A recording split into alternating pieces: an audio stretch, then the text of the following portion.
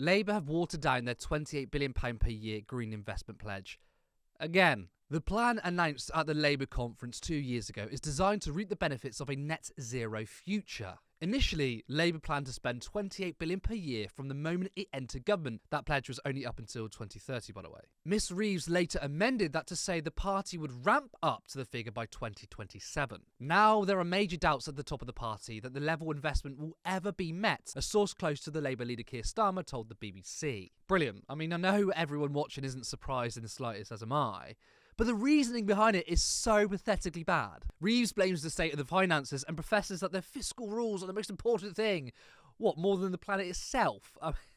There will be no economy without a planet, Rachel. I do hope you realise that. So the initial £28 billion pledge is actually enough money offered by Labour to reach net zero by 2050. So according to the Institute for Government, a July 2021 report said that the UK needs to invest £321 billion by 2050, which is about $10 billion per year. And obviously, that was 2 years ago. So if we were to calculate it from today, that would be around $13 billion from now. However, according to the UN, we need to cut our emissions by 45% by 2030, meaning we need to invest around $23 billion every year for the next 14 years minimum. So what does this mean in terms of Labour's proposal? Well, the initial £28 billion should be a rigid, cult-like commitment from day one of a Labour government.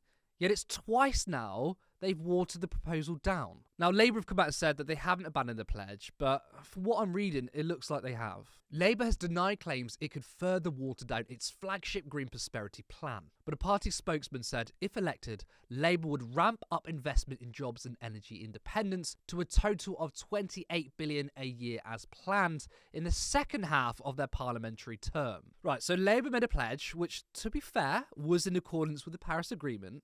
Then earlier this year, they say, well, now is actually up to £28 billion, starting from around 2027. Then we hear a source to say that the investment won't ever be met, which Labour denied.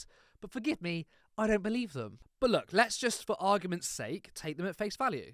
The already watered-down policy is no longer good enough. This development means they won't cut emissions by 45% by 2030. There's also a key bit of information missing from the original pledge, and that's what sort of investment will Labour commit to?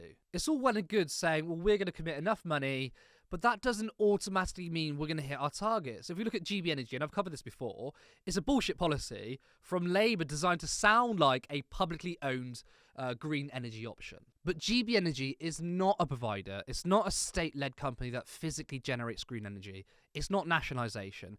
GB Energy is the management of investments. Essentially, it's a pot of money Labour will allocate to private companies, existing or startups that invest in green energy. It's a bureaucratic neoliberal scheme that still relies on the private sector to deliver. So what if Labour spends £30 billion a year for the next 30 years on green investment?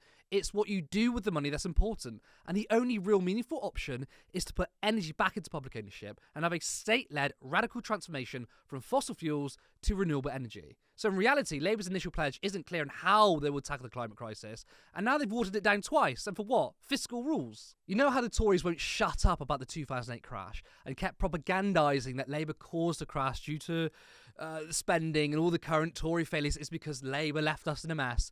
Well, Labour sounds exactly the same now. All of the U-turns from Keir Starmer since he became leader was apparently due to the Tories destroying the economy. It's utter rubbish. We can only get out of this mess through investment and spending, not talking up austerity. And in terms of the climate crisis, well, the economy is just completely irrelevant. We have no choice but to tackle it. And with Labour, it looks like they won't be able to.